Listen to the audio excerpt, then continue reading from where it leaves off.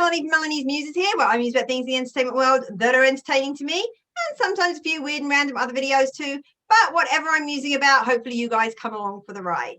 Today, I'm really blessed to have author Nely Cab with me for one of my Zoom author chats. Hi, Nely. Hello. Thank you very much for having me. Thank you for being here. And some of the users have sent in some questions, so we will get to those shortly. But why don't you tell us a little bit about what you write and, whatever you want to tell us. We're going. I write this. You write this. It's up here. I've written one series. It's called the Couture series. It's basically a twist for my own little version of Greek mythology, mixed in there with demons and whatnot. Lots of fantastical things. Fun fact, Couture was the first review book my daughter ever read. Oh, I remember. Yeah, back. Yeah. I get a lot of those. You were the first Innu author I ever read, and that makes me happy. That makes me happy. Oh yeah, and now she's so grown up. Yeah, now she's 22 and going to law school. So that's wonderful. No. Now she can sue people for us. Okay, so so it's a 3-book series and a novella that you can get on Amazon, and I think anywhere ebooks are sold, hopefully. Yep.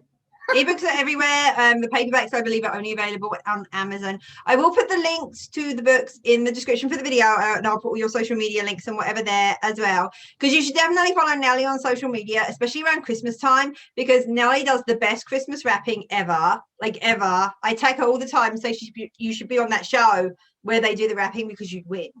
I've never watched that show, but thank you very much. All right, are you ready to get to some questions? We have quite a few questions to try and get through. I'm ready. You're ready. Okay, well, I'm going to start with Ashley Berlinksy. She's one of our muses that always has, she's a real biggie girl, and she's always got really interesting questions. So she says, what 3 fictional characters would you use to describe your personality? Oh my God. I know, my muses, what's your favorite? You don't get the, what's your favorite cookie? Or no, my muses are just like, don't make me choose for food. No, all of the food is my favorite. All of it. I don't think that's even on here. I think you're good. It's okay. Yeah. So okay, characters. Let me think. Describe my personality. Oh my gosh. I'm gonna go with Maleficent. Good choice. Okay, and what was her name? I can't remember. Okay. There's a character. What's she in? I might know her. She's in a movie. Okay, wow. I'm good. I'm like picturing her in my head and I just can't. What is her name? Storm. There we go. Oh, okay. Yes. Storm from the X-Men. Okay. I like you get one more. And the other one would be Fiona from Shrek. Oh, I like that. That's very good. That's a nice mixed up like bag of tricks there. Okay, what else we got on here? Amanda would like to know, Amanda Horton would like to know, do you have a favorite author? One that you will always go to read? Do I? I don't know. I'm asking you. Oh, you can't tell. Oh, it's my books are covering it. Okay, so is that the 300 versions of the Twilight saga that you've got back there? Oh, you can tell. I don't know. I know because I follow your social media and I know you're a big Twilight person. So I think I've only read them 3 times though, because honestly, I mean, once the movies came out, I was like, oh, God, they take so much time. And then I've got like all these other books, but then sometimes I'll go back, and if I start reading like a little bit of it, it kind of, I go down a rabbit hole, and then pulling me out of there is just hard. How am I So supposed did to? you read Midnight Sun? Sorry. Did you read Midnight Sun? Yes. Did you love it? Yeah, I liked it better than Twilight. No, don't, because I did too. I did a video on it, and I was just like, okay, so I'm sure I'm gonna get all the hate, but I loved Midnight Sun. I absolutely loved it. I loved that it was darker, and to me, it was everything I wanted Twilight to be. And it suddenly made so many of the stalker decision things make more sense. And also, you got to hear a lot more of what the vampires, because you got it from Edward's perspective, and he was hearing everything. So I loved it. I felt like it was like it brought a lot more interest and a lot more storyline. Yes. To it, right? Yeah, definitely. And more the characters were more developed. Yeah, like you could see more into them, which was great for me. Well, I think the Twilight saga was hard because it was very much from Bella's point of view for most of the book, whereas from Edward's point of view, because he can hear everybody, you're getting everybody else's thoughts in as well. So I think you got a much more fleshed out story, and you really got to hear a lot more about his struggle. And there was one scene, there's a spoiler coming up, you guys. I'm gonna be a big spoiler. If you haven't watched Midnight Sun, mute it for like 2 seconds. I'll put a thing above it. When he went into the classroom the first time, he was like trying to work out how quickly he could kill everybody in the classroom and then get out and just move. I was like, yes, okay, I'm in. The first time ever I might be Team Edward. Normally I'm not. But yeah, so yeah, big Midnight Sun. All right, guys, spoilers are over. I'll take the sign down. You're good. But I had to say that. So, another question? Sure. Another question. R.C. Robinson. Wait, just a second. Yep. There's more authors I like. Oh, that's one of them. Okay, the other one that I really, really like is Tahira Mafi. Tahira Mafi? Is that her I don't know how you say it. Yeah. Yeah, it's Tahira. She did the Divergent series, which is not the Divergent. I have so many names of books in my head. The Shatter Me? Is that it? Shatter Me, yeah, because I was going to say it's like Hide or something. Yeah, Shatter Me. Yes, that's a little bit like Teenage X-Men. And so I really like that one. And I like Amy Carter. She did the Goddess series, the Goddess Test series or something like that. That's mythology. I don't know that one. Really, anything that's... I love mythology, like Greek mythology. I think I want to get into like Norse mythology and the other mythologies, but then I always go back into that and I stop reading. But I'll read anything that's fantasy, especially vampires. Yeah, I mean, who doesn't love vampires, right? I mean, they're just like a given at that point. And so if I ever write a vampire book, I will probably write it in the vampire's point of view and not in the girl's point of view, just so you know. Okay, that's all. That's all I have to say. I'm going for that, yeah. I'm all about the vampires, never mind the girls. It's like, just give me the vampires and all will be good in the world. All right, Susan Harris would all like to know, do you write to music or do you write with silence? Okay. I write to silence, but I listen to music to get in the mood to write. That makes sense. So yeah, so you're sort of in the middle. The authors that have come on, we've had quite a mix. We've had some that they have playlists that they play for certain things while they're writing. Some have absolute silence when they're writing and don't have anything to do with music. And some listen when they need to get like in the mood and get in that headspace. So that works. What else we got? Sophia Galvez says, where do you get most of your ideas from? Because obviously you have them first and you didn't just steal the Lucy show.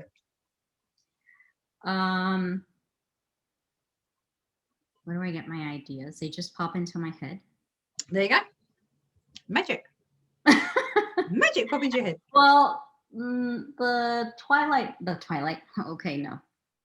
Scratch that. The Couture one came in. So I had... here I go again with my weird stories. All right. We like stories. So when I was a kid, I would have dreams that I was playing with this little boy. I mean, and I didn't know what his name was. And as I grew up, in my dream, the boy would grow with me. And we were like the same age. all through. So like when I was a teenager, I think I stopped dreaming about him. But then when I was older, like 20 something, I started dreaming again, and I was like, that's weird. Because I knew who he was. He just looked different, but I knew who he was. But he wouldn't ever talk to me, which is very strange. And then one time when I was like in my 30s, and now I'm in like my 80s. When I was in my 30s, she said, I was like, who is this? And so I asked her, like, I asked him straight out. I was like, what's your name? Or who are you? Why am I always dreaming about you? And then he told me his name. And then I was like, and when I woke up from that, and I thought, I've been dreaming about this my entire life. Wouldn't it be weird if that man, because he's a man now, right? In my dream, yeah, he's grown up now. Wouldn't it be weird if this guy walked like one day, he's like, okay, I'm real. And then that's how that entire series started. Wow, that's really cool. Just like pop in your head. So do you think your guy is like your dream guy is still like out there lurking around? God, waiting to invade your life. Okay, we're going to start on the dimensions and multiverse theories here, because we can. I can chat multi-dimensional theories, alternate timeline, you name it. I'm all about all of that. I can chat that all day. I don't know. I feel like maybe like I have some connection to this person. Why I haven't dreamt of him lately, but like, why have I always dreamt of this person? Right? And I'm like, there has to be some connection there. Maybe I knew him past life, or maybe that's like a spirit guide or something, or could be, or a twin flame, or I hope my husband doesn't hear that, or who knows? Plead the fifth.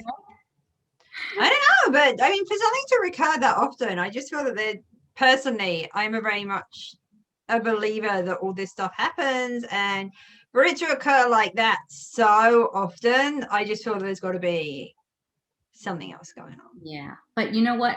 Even if and what I find very strange is that even if he looks different, I know who it is. Mm-hmm. Isn't that weird? Like not really. You recognize the energy. Yeah. Which is something that's always been like I've always questioned, like, my entire life. Why? How do I know? Stuff like that. Sometimes you just know. Yeah. Knowledge has got to come from somewhere, though. Something put it in there. All right, let's get another question. Oh, this is a fun one. Ashley says, if you could have total knowledge and complete understanding of one thing, yes, what would it be? Yes, I have an answer to that. It would be quantum physics and quantum mechanics. Oh my goodness, woman. No. I want to know, like, because it's going back to the multiverse thing. Everything is made of atoms, but then there's subparticles, subatomic particles, and like, what lives there? Is it just like little tiny micro? We can't see. What if there is little tiny universes within the atoms or the sub? Oh, so you want to tackle this from a sciencey point of view. I'm more tackling it from a wibbly wobbly, timey-wimey kind of attitude. And what if you can, like, what if there's like little wormholes in there and you can go through different, I want to know. Yeah. I want to understand it all. My brain just would not be able to deal with all of that. I'll stick to magic. On the other side of the universe, that's what I want to know. How can I get there? Why does it have to be it's the speed of light? Why would I have to be old by the time I get there, or a corpse? Why does it have to take so long? The answer is 42.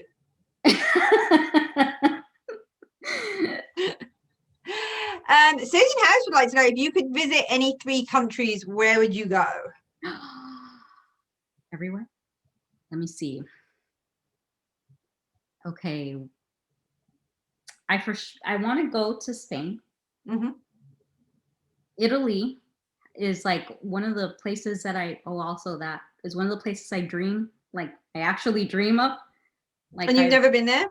No, but like I dream, I've had dreams about it. I'll tell you about that later.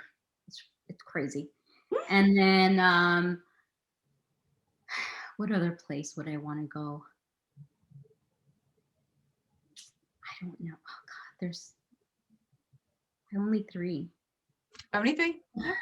Egypt. See, I wanted to go to Egypt back in the day, but now with all the war and the trouble over there, it's sort of become well, I'm not allowed to fly anywhere anyway, so it's all irrelevant. But yeah, Egypt back in the day was something that really, the Egyptian history and law and the pharaohs, that's very interesting. I find that very interesting. That's why ISIS is named ISIS. Yeah, I kind of figured. And I've read the book, so that was a bit of a giveaway too. Yeah. Yeah, I've all else fails. Read the books. The answers are in there for the most part. Okay, what is your favorite distraction to do when the words don't want to come out? Marcy would like to know. Aside from drinking coffee. No, that's a perfectly valid drinking coffee. Aside from drinking coffee, it would be watching one of my favorite shows or watching something else, reading. Usually I try to stay away from anything that is even a little bit similar to what I'm writing, because I'm so scared that I will somehow end up plagiarizing even a sentence. So I'll read something else. Like I'll read one of those romances, you know, with the guy that lost his shirt type or something like that. Something that's completely different from what I'm writing. So sometimes when, like, if you read a book and it's it's badly written, I pick up that sort of accent and then I start writing really crappy and I'm like, I can't do this. So I will stop and put the book down, even if I'm really enjoying it. But I'll know that's not how I write. Yeah. Maybe I do write crappy, but it's not that. It's not that type of style. Another type of crappy. Yeah. So I know that those aren't my words, and I'll have to stop. Pretty much. Okay. Oh, this is not to do with books, but Marcy says, if you participated in Amazon Prime's latest sales event, what was your favorite deal? I did buy something on Prime. It was lavender essential oil, and it was a huge bottle. Oh, nice. It was like $5 off. I was like, yes. I love lavender. Big fan of lavender. I've got lavender everywhere. I have the spray for my pillow and then the oils. Yeah. It's good for migraines. Also, I put not the lavender oil, but like I'll do lavender tea, and then I'll put some in my coffee, and then I have lavender coffee. That sounds awful. It's so good because you know what? It gives me energy, but it calms me down at the same time. So I'm like ready to go, but real chill. No, there's nothing you could say to convince me to put lavender in my coffee. The only thing that belongs in my coffee is cream and sugar. Well, yes, and I put cream and sugar in it too. So then it tastes like. So maybe you could just drown out the lavender. It's caffeinated potpourri. Oh, why would you want to drink potpourri? I know. No. There's this place. It's not open anymore. They used to sell Jamaican jerk chicken. Jamaican jerk chicken. Oh, that's fun to say. Okay, so you put it Jamaican jerk chicken. Jamaican jerk. Okay, no, I can't do it. Anyway, they used to sell like this.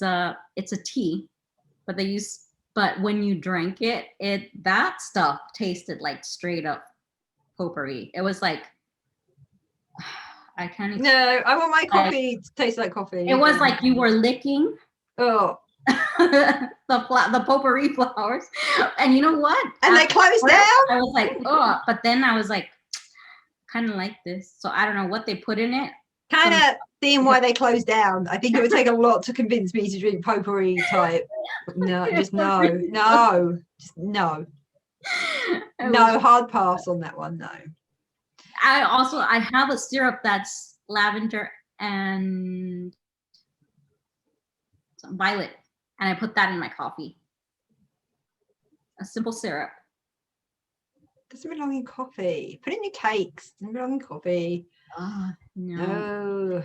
Cream and sugar. That's it. Cream and sugar and vanilla, I suppose. I've never had lavender biscuits or lavender cookies. See, now I'm doing one of you. I've been watching too much BBC. BBC, there you go. Yeah. So lavender cookies or biscuits to you. It's like, and if you drink them with coffee, same thing. But I don't eat lavender cookies with coffee. I have heard of lavender ice cream though. Lavender ice cream was a big thing a while back, and I didn't eat that either because I don't want flowery ice cream. I don't even eat mint ice cream because I think mint belongs with toothpaste, and they don't have mint anything. I've never tried mint ice cream before. But my husband and my daughter love mint chocolate chip ice cream, and it's just I don't. For me, mint is like toothpaste and mouthwash. That's where mint is, and polos and gum. Candy canes. I'm not a big fan of candy canes. I like them. Okay, another question. Oh, here's a book question. Marcy would like to know, if you could wake up in any other author's book world, which would you choose? No, you cannot choose your own world. I don't know which book. Let me think.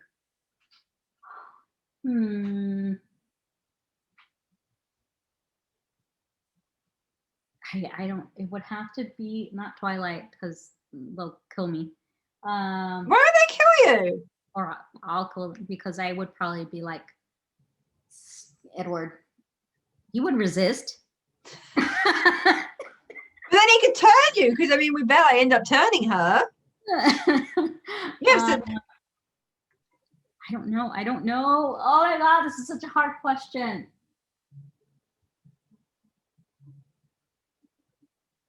I'm going to say that if you're having to look at all your books that hard, there probably isn't one that you actually want to go and live in. I don't want to. They all have so many problems. Well, yes, see? That is not problematic. Let me think. Well, I don't think there are any. I'd just be okay with the problems. Like the killing people. I have one. I think it would be The Cat in the Hat. Okay, I don't know that book well enough to know whether it has problems or not. Dr. Seuss in general has problems, apparently. So. The Cat in the Hat, because I think I'm reading that right now. I don't know how to make this stop. Amanda Horton would like to know, if you weren't an amazing author, what would you be doing? Okay, first of all, Amanda Horton, thank you for that. I wish I was a more amazing author. If I wasn't an author, what would I be? I think I would be doing something in the arts. Like I can see that. Painting, maybe doing something in film. Yes, like getting the Couture film made, because you did that little teaser trailer that looks like a real movie. And I remember seeing that and I didn't know you were doing a trailer. And this trailer popped up in my feed a few years back when it came out. And I was like, oh my God, I know that book. They're doing a Couture movie. Oh my God, this looks amazing. And it was a book trailer. Everybody thought that. They're like, when's the movie coming out? And I was like, what? But it was like a proper movie trailer. What movie? Yeah, did I miss something? But there was no warning. So this thing pops up in your feed. You guys, I'm going to post the link to the Couture book trailer. Now, this is just for the book series. But when you watch it, it's all like completely acted out. It looks like it could be like a Twilight movie, but Couture movie. And it popped up in my feed, and I literally thought, oh my God, I read that. It's going to be a movie, and it wasn't. And then I'm not going to lie, I was kind of mad because I'm like, that's just mean. But it was so well made. I love told the director. It was. I told the director what I wanted, and he was like, he was kind of like, oh my gosh, that's a lot of work. I was like, come on, you can do it. I believe in you. And he was like, okay, I think we can do some things here, because I was like, there has to be some poppies in there. he was like, we couldn't find that star that you wanted, the Star of David type thing. And I was like, you can't put it in there. He's like, okay, let me try. So the star, the necklace that the girl has in there, that is not on her neck. He put that in there. That's special effects. The flowers are special effects. Like, and there's a lot of stuff in there that's, you're like, he made the demon glow. I was like, but you just tricked all of your fans. This is what you did, though. Really. Well, no, I didn't, because I actually see, if you had been paying attention, Melanie, you would have known that it was a book trailer that we were working on, and it just turned out so well. Knew. See, I just heard trailer, and I mean, in the back of my mind, I think I did know that, but then when it popped up, I don't remember where I saw it, but it wasn't from your page. It was just like a random share from somewhere in my feed. And I was really excited because it looks like a movie trailer. So I'm still going to go with false advertising. It's epic and amazing. And it just lets you know what Couture would be like if it got to the big screen. But yeah, we're going to go with false advertising on that one. Oh, check that out. If you were a character, Ashley wants to know, if you were a character, what would your character trope be? I'm going to go with fairy godmother. Oh, I can see that. What do you think my trope would be? Wait, I'm going to tell you why. Okay. Because fairy godmothers, nobody else sees them do what they do. And they're like behind the scenes, but they're kind of like making stuff happen, making people happy, making stuff happen. But you probably don't watch Legends of Tomorrow. Sometimes they have to kind of be the step in, like a mean godmother. But it's not that they're being mean, it's that they're trying to be protective. And I don't think that some people will understand that. So what do you think my character trope would be? That should be interesting. Let me think. I think your character. Oh, you know what? Some people might not know what character tropes are. Let's tell them. Okay, so different types of character tropes. So the damsel in distress. Yep. Usually the fairy princess or whatever. And usually they're there to be the prize for the hero, right? They help the hero. Okay. What else is there? There's the anti-hero. Yeah. I love those. The best friend. Loki, yeah. Best friend. The sidekick. Batman and Robin. What else is another character trope? Let me think. The wise man, which would sometimes, almost always, is a wizard, or sort of, right? If it's in a good book, it is. Yeah. So then let me think. What would you be?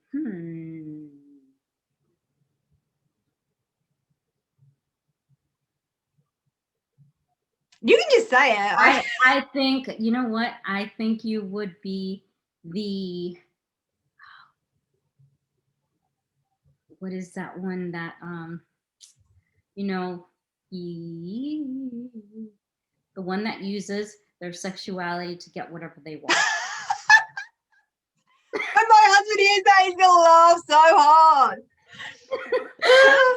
I wouldn't know how to use my sexuality. I can't remember the name of them, but it's like the femme fatale. Femme fatale. There we go. Yeah. I think I'd probably be the villain. You think so? Yeah. Nah, I don't think you would. I'm definitely not a nice person. I would definitely be the villain. I wouldn't have a problem with it either. So, but yeah. I think that people think that they're not. Oh my gosh, I'm sorry. This thing keeps going. People like to email me or something. I think that people think that they're not nice, but they don't see what other people see. And sometimes they think, oh, I'm hiding this, like right here, like I'm hiding the real me. Sometimes people already know the real you and they accept you the way you are. Yeah, I'm still a bitch, but it's okay. I most definitely, if you hang out with me for like, you would definitely learn. I don't have a problem with that. But if I like you and you're my friend, then I will go to bat for you. And I think that's what villains do a lot in the story, like the misunderstood or the anti-hero, where they are standing up for what they believe and they might necessarily not go about it in the best way. That would probably be me. Like if someone pisses you off, I'd probably stab them and be okay with it. Okay, thanks. Yeah, you're welcome. Oh, Ashley says, if your hair changed color with your mood, which colors would you have representing each mood? Oh my gosh. Okay, so if I was very angry, my hair would probably turn white, because between white and light blue, because that is the flame that burns. Yep, really hot flame. Yeah. If I were happy, I think I would be kind of a violet, an ultraviolet color. And if I was sad, I'd probably be just black, because that's the absence of color. Yeah. So I would have no color in me. That would work. Yeah. Okay. What else we got here? Amanda says, what are your top 3 bucket list items? Assuming you have a bucket list. My bucket list is so long. I don't even remember what's on there anymore. Well, you only get to pick 3. Bucket list. Okay. To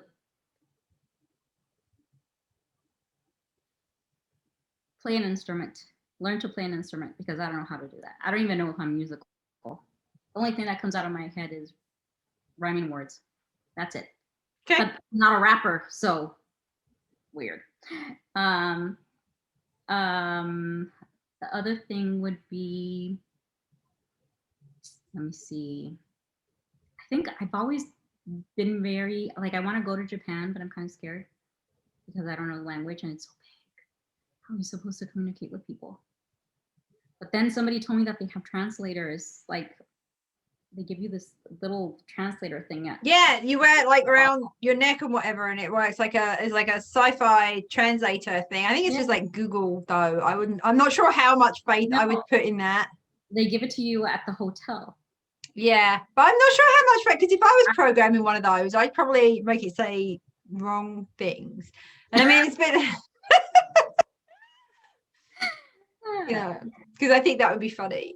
So yeah, so I think that, like, to go to Japan. Or you could just learn. That could be what you can learn Japanese and then go to Japan. When would I use Japanese? Just to go to Japan? Yeah. I feel like it's such a hard language to learn. I think it would be a lot easier for me to learn Italian and, well, really any root language that has the Latin roots in it, because I can speak So Spanish. any of the romantic languages. Yes. I think all the Romance languages are sort of Latin derived. Like the Portuguese is very similar to Spanish, so and Italians also. Some of the French stuff though, oh my God, why do they put so many consonants and letters in the word? But I know. See, I used to be fluent in French. I know the answer to that is because when the people that the writers, or I can't remember what they want, script people, I don't know, when they would get paid by the consonant, so they would just add like a lot more to get paid more. Just extra ones thrown in there. See, back in the day, I was fluent in French. I have a minor degree in French, but then I came over here and didn't use it for 25 years. And now basically know very little, although I have been watching more French stuff because Netflix has been having a lot of French stuff. All right, we've got a couple more questions. Oh, what have we got? Oh, if you could collaborate with another writer, Ashley Belinsky would like to know, who would you choose and what kind of book would you write together? Oh my gosh.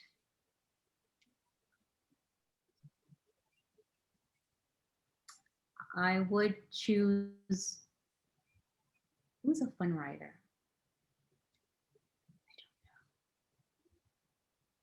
That's me. I've got hundreds of writers, and you probably wouldn't want to write with any of them. You and Sherry could write together, and you could have a character snark off. Because Isis is very snarky, and pretty much anyone Sherry writes is very snarky, and they could butt heads and go solve a mystery or something. I like Sherry's writing. She's very good. Very good. I think I would choose Jane Austen. Really? Mm-hmm. And so obviously you're going to write historical fiction then, because I don't think Jane Austen's going to write anything else. No? We would have to write something else. You'd have to write something contemporary. A modern Jane Austen. We would have to make her catch up. Here's Netflix. Catch up. Netflix, the answer to everything. I watched Pride and Prejudice and Zombies though, because you probably wouldn't like that. I loved it. I haven't watched that one, but I've watched so many versions of Pride and Prejudice. Yes. Like all the shows and stuff, and I'm like, no, you got to watch it. You got to watch Pride and Prejudice and Zombies, because I don't even like zombies, and I loved this version. Although they needed a better Mr. Darcy, I could not get on board with their Mr. Darcy. And for me, the good Pride and Prejudice has to have a really good Mr. Darcy. Yeah. And this Mr. Darcy didn't work for me, but the girls were fabulous. I mean, it's got Catherine Zeta-Jones in it. It's got the one that's in. She played the new Cinderella, and she was in Downton Abbey and a bunch of other stuff. But they were really great female cast. And then just Mr. Darcy was just like, eh. I was like, not liking Mr. Darcy. And I love the whole story and everything. I've watched it loads of times, but I do wish I had a bit of Mr. Darcy. But I don't think anyone will beat Colin Firth for Mr. Darcy for me. Yes, exactly. He's like the epitome of Mr. nailed Darcy. It. I mean, you just can't do it now. It's like there's no one else that can do it. Just shouldn't be allowed. All right. Susan would like to know, who is your favorite and least favorite character in your books? Oh man, my favorite characters are probably the secondary characters. Yeah. Eros is one of them. Eros is my favorite from the whole series because he's a bad boy, but he's not really. He's good. Well, he is, but he redeems himself somehow. Yeah. And the other one, I was kind of rooting for him and Isis for a bit, and I thought this is not going to go this way. Everybody was like, "Oh, forget David." Yeah, forget David. One is Galilea. She's definitely more prominent, I feel, earlier on. I don't know, maybe not. Is she the one with the shield? I get them mixed up. Is she the one that can do the shield thing or no? Yes. Yes. She could like protect. She was there to do the protection thing. Oh yeah, she is very cool. She stole Isis stuff so that she could get her to go with her. Yes. That one. Yeah, she's good. So who's your least favorite? My least favorite. Man, that one's hard. Let me think. Mine is Isis's mom. Yours is Isis's mom? Mm-hmm. Why? I don't know. I just find it very. She's all right in the first book. The whole pregnancy thing. I don't know. She just irritated me a lot, and I was very irritated. I don't know why. I'm gonna tell you a secret. Oh my god! If you say it's based on your mom, and then your mom watches. Isis is probably the one that I like. Like at the end, the one I like at the end of the second book is the one that I like the least. Mm. Oh, I can go with that. Yeah, she needed to slap at that point. Yes, she was messing up so much, and I just hated her. Yeah, I was like, she needed it. I will give you that one. She needed it. I'm not writing the third book, and then I wrote it. Is that why there was a big wait between the second and the third one? Because you're like, I'm sulky, and Isis will not play what I wanted to do, and so I'm taking a time out. I'm putting her in a time out. I had to play it like it was the end. Oh God, it was hard. Like I couldn't. Do I do it this way or do I do it this way? Do I want a happy ending? And you're never going to please everybody. No matter what you do at the end of a book, it's not going to be how some people want it to end. Yeah. Because like you're happy. So I was like, I'm going to end it how I see it ending. Yeah, that's all you can do. That's all you can do at that point. As an author, that's pretty much all you can do, and readers can suck it. And as a reader, I 100% respect the author's right to choose how their books end. You will 100% hear from me if I don't like it, but I respect that. Unless you change everything that you've done and break all your own rules, then I can't give you a pass. I'm like, no. No, that's what I tried to do. I tried to keep it. I mean, to keep everything how it was. Just there had to be some things. You know, Isis had to die. Oh, wait a minute. That's not how it ends. Damn it. I didn't even flinch. I was like, she goes out. I was like, surprised. You look really surprised. What? Like, did I not read I'm like, I know I read the end of this. I remember that. Okay, so finally I'm going to finish up with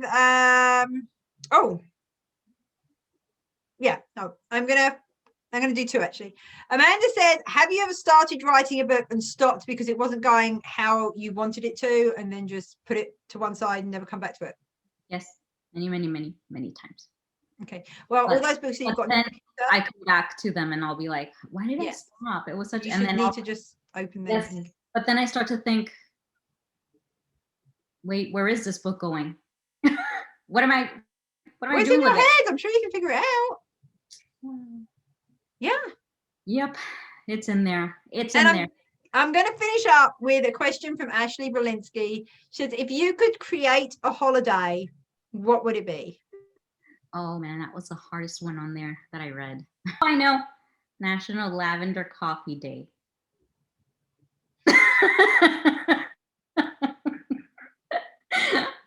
I veto that holiday right now. It would be the best. Everybody would be out drinking lavender coffee. Even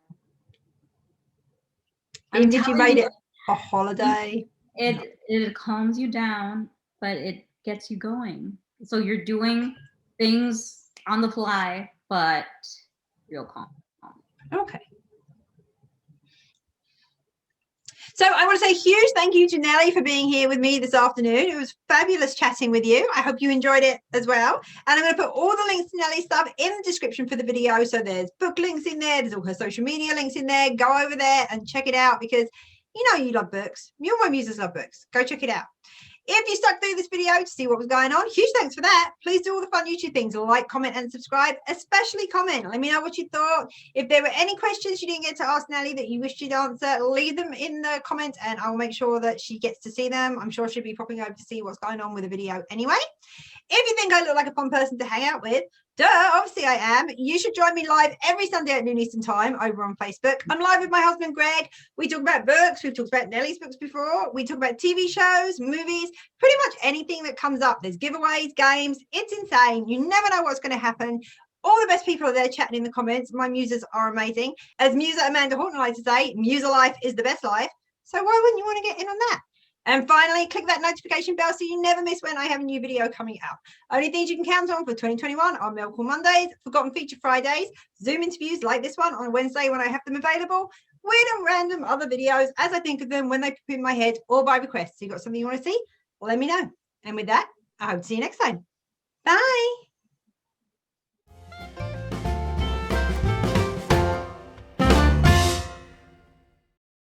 Thank you very much. I don't know how you can talk so fast when you're doing that intro and outro. I can't. That's not, if you ever come like the live, there was one day when people were like, oh my God, did you put speed in your coffee? Because I can talk really, really fast. Yeah. But I do that. I record that at least. For attention though, because I'm like, what did she say? What is she saying? What is she saying? What is she saying? She's saying crazy stuff. It's usually crazy and it often doesn't matter at all. It's just like insane. That's just how we roll. But yeah. But other than that, it was really fun. I told Greg, I was like, Nely messaged me, she's just shoving everything off to one side. She said, oh, she does her videos like you did. I'm like, yeah, pretty much. Only, so Greg got me this new camera for Christmas and it's fabulous. I mean, this camera, not on my computer, it's like for doing my actual videos. But when I'm watching it on the screen, it has like this little screen so I can see everything. However, when it actually films, it films like a whole bunch of other stuff. So there's been a couple of videos where I filmed and thought like this, but then in order to get everything, I have all this crap that's around me and there's no way I had to edit it out. There was one where I did a Loot Crate unboxing and I literally had to put like this filter so that the main screen was like that because I had so much crap like everywhere else and I couldn't edit it out because it had like the bits that I was showing for the Loot Crate. Greg was just like, But it didn't look like that in the thing. Like in the camera screen, I thought I'd moved everything out the way and I thought it was good. That was not good. No. Yesterday I started moving stuff here. I like actually organizing the books somehow and putting my books up front so that you could see them. And then over there, it's all my craft stuff. So there's a cat that keeps coming to poop in my yard. Well, not my yard, my courtyard, at all of my doors. And I've gone and bought the orange spray, because they hate citrus. And then my friends told me to spray hairspray, and I did that. It's still pooping everywhere. Keeps marking. I've known the hairspray thing. The lime juice is supposed to be better than orange juice, but I don't know if it works or not. I don't know. That's where I spent my lavender oil on. That's why I had to buy more, because I have been getting like, oh, do lavender oil. No, do citrus oil. I did citrus oil.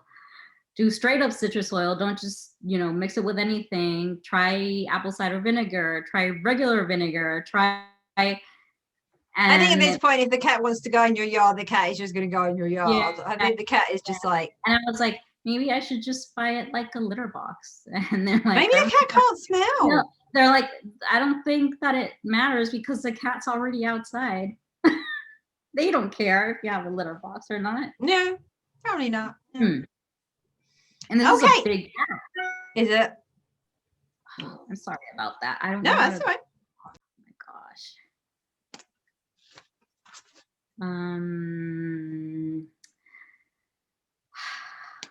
I'm tempted to say Pride and Prejudice, but then I remembered that they don't really shower then, so no. They don't really do very well for women, especially loud women. I think we'd be shot.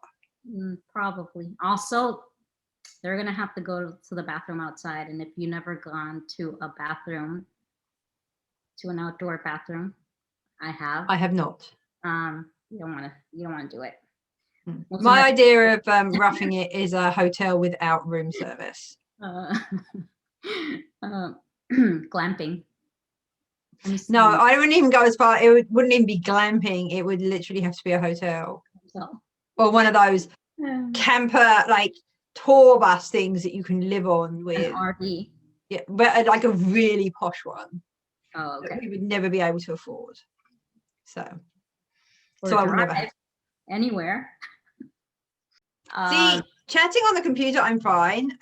But obviously I'm English. When I talk to my mom, and when my dad was alive, when I talk to him as well, when I spend time with my parents, my husband says my accent gets really, really heavy. And also if I watch certain shows that are set where I'm locally from, it gets really, really heavy.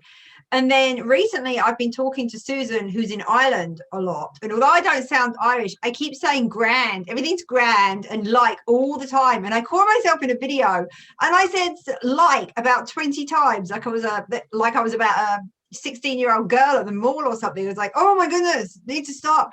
And I don't hear it until I play it back. And I'm like, that's Susan's fault. I'm going to blame Susan for that one. So when she watches this, she'll be like, you're blaming me again. I was like, yeah. Well, I don't know about you because you're British, but like sometimes when you live somewhere for a very long time, you start picking up the accent. I don't pick up the accent, but I pick up words. Yes, or you lose a little bit of the accent. My husband is when we go visit, his family is from, well, his dad's side of the family is from Mérida, Yucatan, which is on the like near the Riviera Maya. So they have this little tone that they use. It's an accent. He picks it up. In that week that we're there, he comes back talking like them, right? It annoys me so much because I'm not used to listening to him talk like that. But anyway, I like mints, but I love lavender. I love lavender so much that I can eat it and drink it, bathe in it, scrub myself. Now that I can do. Oh my God, I had these great shower soothers because we don't have a bathtub, these shower soothers, and you put them in and they're just like lavender and it makes the whole room smell like lavender. I love those. And I just got some, Amazon just sent me some for the Vine thing, and they had jasmine ones in there. And I've never really been a huge fan of jasmine other than jasmine oil in my spell work. But this was really nice. It was like made the whole house, and like my skin smelled like jasmine. It was really, really pretty. So there's some jasmine though that smells like really cheap, like 80s air freshener. I hate it. There's a lot of jasmine that is really, really bad. Other than the jasmine essential oil that I use here, this is the first time I've come across any because like when they arrived, I'm like, jasmine. And because they send them to me to reviews, I threw one in the shower and I thought, how bad? And it was really nice. It was a really pretty. It's the only other jasmine thing that I've ever found that was not like cheap, awful smelling stuff. Because I know exactly what you mean. And it's just like, jasmine's a tricky scent, but they did it. You're good. That one, I remember that one in the 80s, and the rose smelling one. God, it was horrible. Horrible going into the bathroom and smelling that after someone. And it was really fake. I know exactly the ones you mean. And it's such it's like they call it rose, but I don't think any roses would ever smell like that. It was rose poop. Yeah, rose poop scent. Rose poop scent. There you go, everybody. Muses be all about that. We have the little poop emoji stuff that's a staple of Muser thing. It started off as a joke and it became it's poop emojis and pineapples. That's Melanie's Muses for you. I didn't know what you were talking about. What you were talking about. When on one of your shows where I was like, I don't know what they're saying. I'm just gonna write something on there. I don't know what's going on because I had put it on. Like I'll turn on the show. I'll start to listen, but I think I had the extractor going for the so that was probably I think I know what it was. It was the pineapple wheel. That's it. Yeah. So there's a new thing, and I'll edit this bit out, put it at the end. It's a new thing where you put it every article I put up on the website or on the video, some of them are in the video, some of them are on the website. And there's a code word for the week. So there might be like 4 or 5 different code words that Muses can find, like a scavenger hunt thing. And then when I start the game, they have a minute to type in. They can pick one word, one out of the choice, and then type it as many times as they can. And then somebody wins. They spin the wheel and see which word it picks, and someone wins. Oh, I see. Yeah. Basically, I had to find another idea for the wheel because Greg was getting fed up with the Wheel of Misfortune, but we still have the Wheel of Misfortune too. So. Yeah, most of the stuff comes from the Muses, and we just think it's incorporated. You have the Wheel of Misfortune, and I have the Fruit of Misfortune. Oh, right there. You do have the Fruit of Misfortune. Oh, so we should give that away on when we have the book. Although Greg has to do the stuff, and he doesn't like the stuff. Now that I have books, now that I have books coming. You're welcome. Thanks. I have some copies of Couture. I have a little bit over there, like 5. I had to spread them out. But I was like, but I got your books. I got your books. Yes. Thank goodness. I'm good for something. And so well, this is my once a video shout out to watch Legends of Tomorrow. DC. I love DC's Legends of Tomorrow. Nobody else watches it. There's about 5 of us that watch it. But usually, and they have a whole thing with fairy godmothers in I think it's season 4 through season 5. And they have a whole thing about the fairy and the work that the fairy godmother does. So it's very good. I'm gonna look it up. I can watch. That sounds like a book. Yeah, it's crazy. Legends of Tomorrow is crazy. It's an insane show, but I love it. Klaus. Or Make Me a Vampire. My favorite one. Klaus is a hybrid, so he's part dog. Well, that's true. He would smell. I don't know if I could live with that. I can't stand the smell of dogs. And also, he was played by Joseph Morgan, who was in a TV show called Hex before he was in this, and he was a bratty little teenager. And every time I see Klaus on the screen, all I can see is this bratty teenager. Oh, don't you hate it when you can't unsee that? I can't see it. No, I can't unsee it. It's like he's so fixed in my head, and he has like this massive blonde curly hair, and he's such a dork, and he's just so and he went on to do that. And there are some really great Klaus scenes, like Klaus ripping all the hearts out, Klaus being all snarky, and I love that. I just have to sort of like close my eyes and pretend that somebody else is doing it because I just see this goofy kid and I can't get past the goofy kid. I've never watched that. But I like characters that are like snarky and witty, and I think that's Lucifer. Oh my God. Yeah. I mean, I love that show. You know, I'm But all about Lucifer. But you know what? I started thinking, okay, so you know how I wrote that little, I'm getting off the subject, but real quick. That's all right, because we can just put this bit at the end and then I'll outtake a bit and we can chit chat and have our chit chat bits about it. Okay, so you know how I wrote that little 10 pages or whatever about my character, Eros, in the book? So when I wrote Eros, he originally was like a bad boy type of thing. Well, he is. Well, like he was one of my favorites in the book. Well, he is a bad boy character, but he was always like that, and he was snarky and he all of that. And when I saw Lucifer, I was like, I wrote that character first. Anyway, but then I was like, no, okay, we already know that these exist, that these types of characters exist. But he reminded me so much of him, like so much. And I had already written like a little part of the Eros thing, like before the Lucifer thing came out, and then I started to, and then later I had nothing to do because I finished binging Lucifer, and I had no other shows to watch, and I was like, I'm just gonna go back to this, and I opened it and I wrote a little more, and then I left it, and then I came back to it, and then I was like, what am I gonna do with this? So I'm just gonna give it to them. There you go. Then Melanie just like does a Tom Holland on the show and tells everybody. Yeah, I was like, it'll be a surprise. Except Melanie decided it wasn't. In my defense, you did not say that you were not telling anybody. I mean, you have to specifically say that to me, otherwise I'm going to try and promote it. It's like it's in my DNA. So funny. So now I'm getting a lot of people asking me when I'm going to finish that. And I was like, I don't know what I'm going to do. Maybe never. So enjoy what you have. Yeah. One of them is my cousin who messages me twice a week asking me, what else have you wrote? Have you finished it? What else have you wrote? I need another chapter. And I'm like, who told you that was even a chapter? It's just 10 pages. She's like, I want to know what happens. See, you just opened Pandora's box now. And yeah. You're just going to have to write it. That's all there is to it. She's like, yeah. Work. So much work. But oh well. But it's fun living out in that world, you know? Mm-hmm. Huge Lucifer fan. I mean, I had a chat with Susan Harris and Shannon Watts, one of our muses, and my husband Greg, and we literally broke down the entire season 5B in a video. And it's like almost 2 hours long. And most of the video, I swear, is me saying, so did you catch this? And they're, no. Do you remember this? No. But then there's me with my notebook with 300 pages of notes and everything. At one point, Greg holds it up and he's like, do you see all the notes? And then he's reading, he's like, what's this note? This note has a question mark next to it. What does that mean? I said, I don't know. I thought it in the moment when I was watching it and then didn't think anymore. And I wasn't going to read that one out, but thanks. So there we go.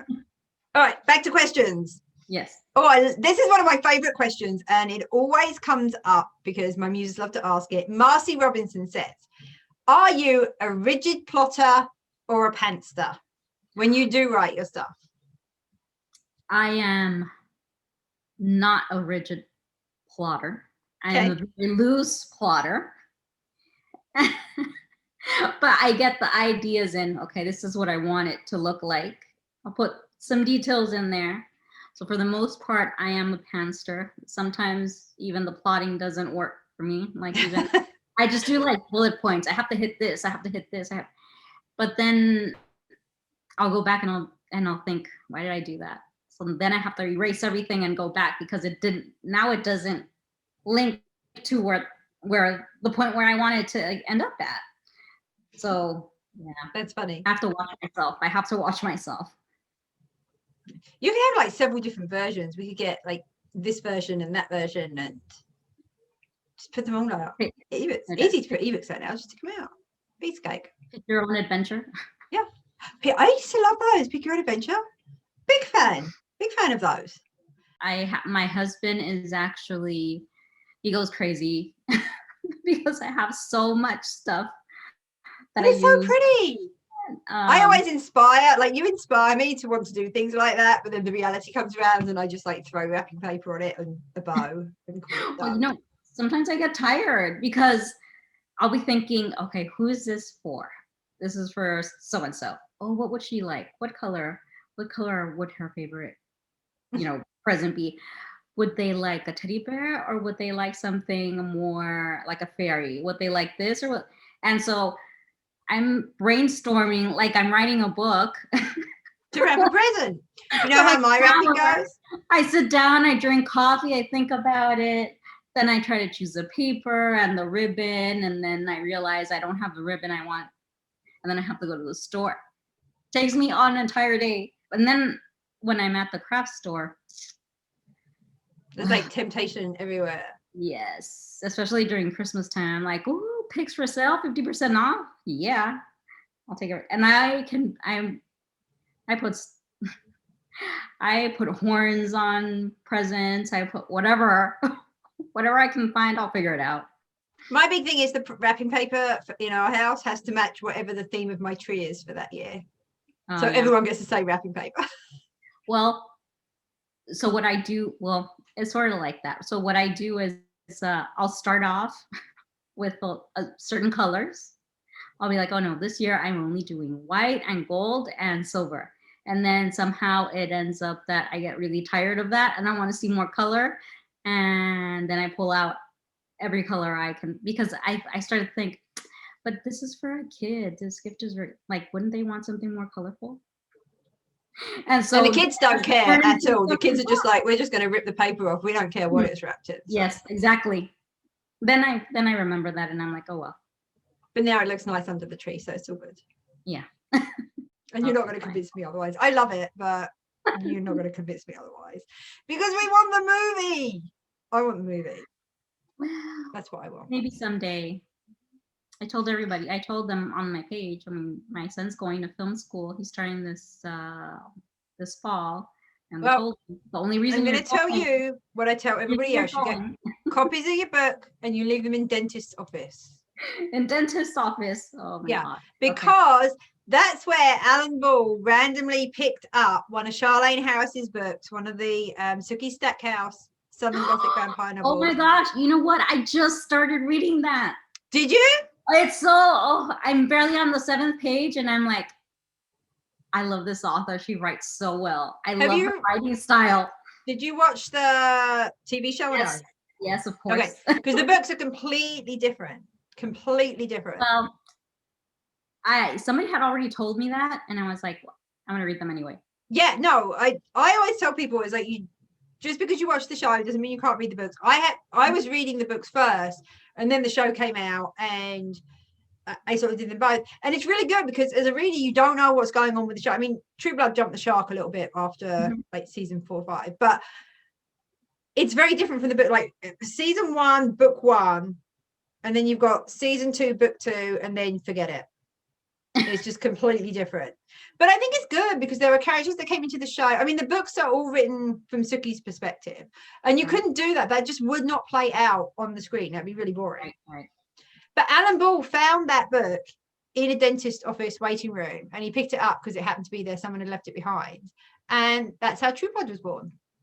Wow. Well, I'm gonna have to make all your fans go and leave appointments at different dentist appointments throughout the United States. And just leave them in the waiting room. Yeah. My teeth are gonna be so clean. Yeah. Well, I don't think you actually have to have an appointment. Just go in and put the book in the waiting room. So I'm just gonna jump on a plane and go dentist office hopping in Beverly Hills in downtown LA. Yeah. But I mean, that just goes to show you all the people, you have all these agents that spend all this time pitching and trying to get stuff out there and whatever. But it's random things like that where you just pick something up randomly and it's like, oh, we should do this. And they did that. But if you like Charlene Harris, there is another, I think it's Harper Connolly. And it's a different vibe, but it's really good. And I think she only wrote 4 or 5 of those. And it didn't really take off. But it's really, I like it better than the Sookie Stackhouse books. It's a bit darker, but same style of writing. So if you like her style of writing, you're like that. So And so that's been uploading. So I've been watching a lot of French, and there's one of my favorite movies is in French, and there isn't an English version of it. So is it Amélie? It's called Love Me If You Dare. Oh, I haven't watched that. Oh, I like a lot of international films. It's very dark, and it's very tragic, and it's very weird, and I just really love it. But it's like languages. Netflix has a lot of stuff that's not English anymore. Mm-hmm. And I was watching, I think the show was in Turkish. And this is how my brain works. So I've been watching several of these like paranormal things. I think it was in Turkish, and I'd watched like 3 or 4 episodes. And then all of a sudden there were no subtitles, and I understood what they were saying. So I said to go, Greg, oh my God. I said, I've watched so many of these shows that I can speak Turkish now. And he's like, what? Like, they're talking and I can understand what they're saying. And he's like, they're talking in American. They'd switched, like this whole bit had just switched to English. And in that moment, I don't think I've ever been so upset in my life that I was so sure that somehow subconsciously I'd learned this language, and I just had, obviously I hadn't. I mean, no one is learning a whole language from watching a few episodes of a Netflix show. But yeah, that was where my mind, I was so convinced I learned it, and Greg's just like, they're talking in American. So that's how my language skills are. Very good. There you go.